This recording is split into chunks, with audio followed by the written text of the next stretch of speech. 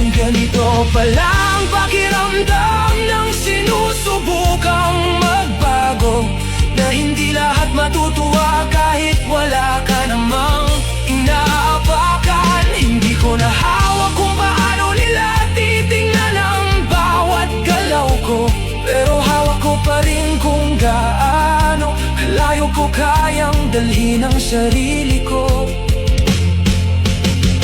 May humihila sa'kin, pero hindi na ako titigil sa paglakad ko. Kahit mabigat ang pakiramdam, hindi na ako babalik sa dati kong mundo.